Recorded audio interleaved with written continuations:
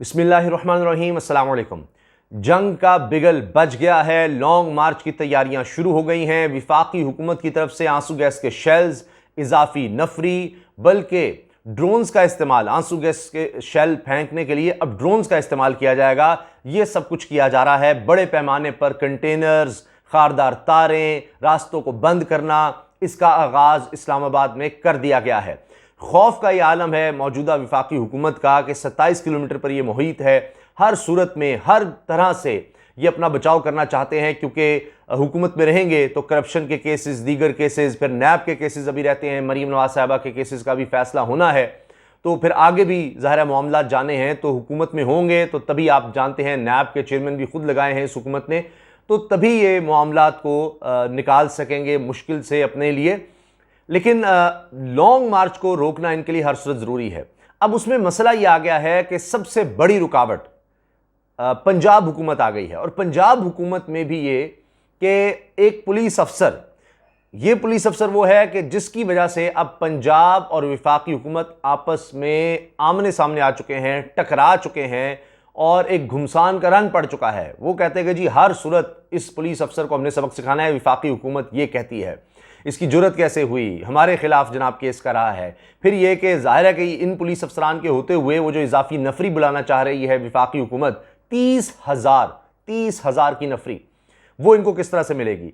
सिंध हुकूमत तो वो जो कहेंगे शायद कर देंगे। सिंध हुकूमत को कोई मसला नहीं है, वहाँ पर अमनो अमान आपको पता है कि इतना आला है कि वहाँ तो पुलिस की ज़रूरत ही नहीं है पूरे सिंध में और कराची में।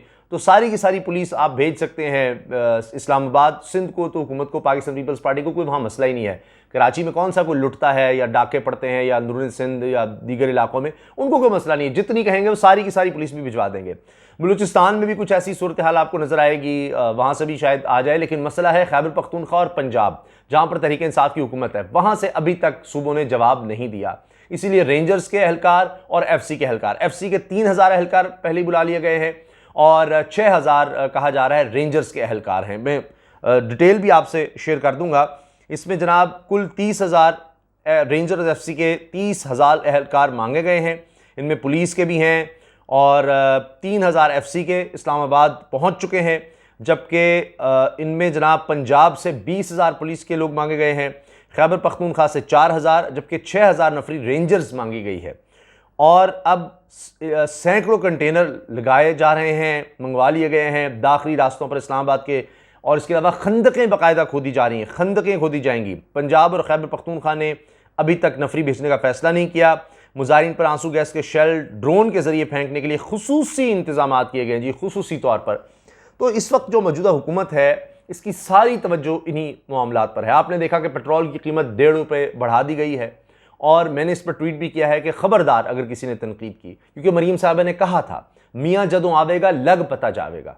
तो महंगाई जितनी मर्जी होती रहे और आप देखेंगे कि रात के वक्त इस तरह से महंगाई करते रहेंगे, कहेंगे कुछ करेंगे कुछ, और ये मुश्किल फैसले करते चले जाएंगे, मुल्क को बचाते चले जाएंगे। 5 महीने में जितना इन्होंने मुल्क को बचाया है, तो आप ये सोचिए, मुल्क इन्वर्टेड कॉमास में रखिए, मुल्क है अपनी ज़ात, अपना ख़ानदान, अपनी जायदादें, अपने केसेस का ख़त्म करवाना, ये है असल में मुल्क बचाना। तो 5 महीने में जितना इन्होंने किया, 60 रुपये डॉलर जो है इन्होंने बढ़ा दिया सिर्फ 5 महीने में। रिकॉर्ड बना दिया, महंगाई का रिकॉर्ड, बिजली की कीमत का रिकॉर्ड, हर तरह से रिकॉर्ड बनाते चले जा रहे हैं।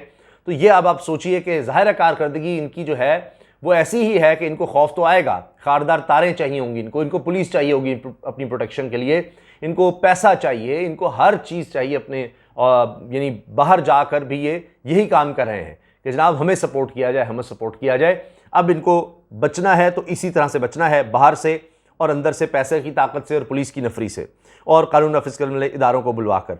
लेकिन पंजाब हुकूमत रुकावट है। पंजाब हुकूमत में मसला यह है कि वो तहरीक इंसाफ और काफली के पास है, परवेज़ इलाही हैं वज़ीर आला, वहाँ पर बात नहीं बन रही। जिस तरह पुलिस एहलकारों का आना मुश्किल है, वहाँ पर रास्ता रोकना मुश्किल है। 25 मई को जो कुछ किया गया, 4,144 जिस तरह से रेड्स की गई, औरतों और बच्चों को हिरासा किया गया, घरों पर छापे मारे गए, हज़ारों लोगों को गिरफ्तार किया गया, केसेस बनाए गए, वो भी मामला मुश्किल है।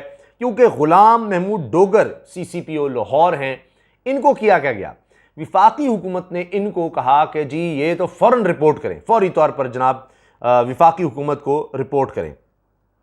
और ये CCPO नहीं है, इनका हम जनाब नोटिफिकेशन जो है ना जी, वो भी लेते हैं और ये बंदा तो नहीं रह सकता। उसकी वजह क्या थी?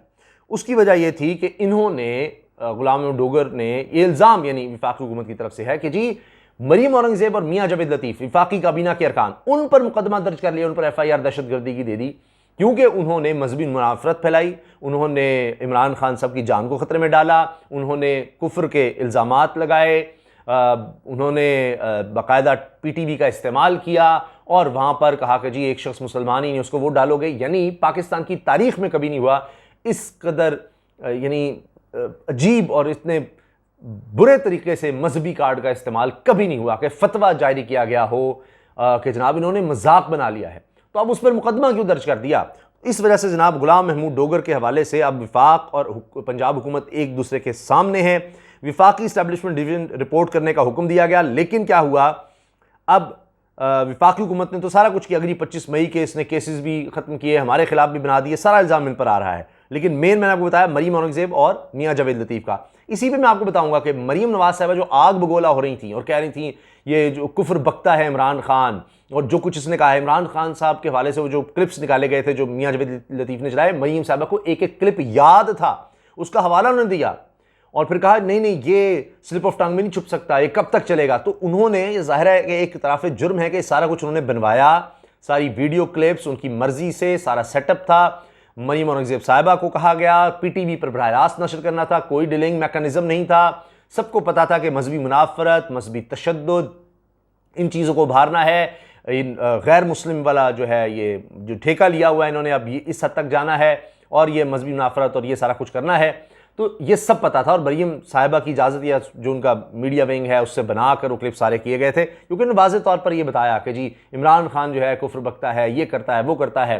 तो बजाय इसके कि उसको पकड़ा जाए इमरान खान को, उल्टा इन पर केसेस बना दिए, उस पर बहुत गुस्से में थी। तो इसका मतलब है उन्होंने इसका गुस्सा निकालना था गुलाम महमूद डोगर पर कि जी इसको बुलाया जाए। तो अब इस पर यह कहा जा रहा है कि जी उल्टा एक तो तरफ तो वफाकी वज़ीर दाखिला ने एक्शन लिया कि जी ये किस तरह हो गया, इसको बुलाओ, और दूसरी तरफ पुलिस हुकाम ये कह रहे हैं जी गुलाम महमूद डोगर ने कोई गलत काम नहीं किया, सब कानून के तहत इक़दाम किए गए।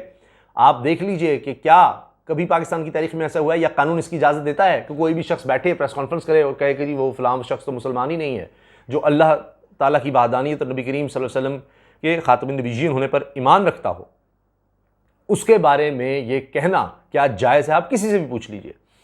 अच्छा, अब आप देखें चौधरी परवेज़ इलाही वज़ीर आला पंजाब, वो कहते हैं कि जी हमने रोक दिया CCPO को चार्ज छोड़ने से, सवाल ही पैदा नहीं होता, और हमने और उनकी तरफ से वफाकी हुकूमत से शदीद एहतजाज किया गया है। और वज़ीर आला चौधरी परवेज़ इलाही का कहना था कि वफाकी हुकूमत इंतकाम में अंधी हो चुकी है, CCPO लाहौर को वफाकी हुकूमत हटा सकती है, ना तबादले की मजाज है।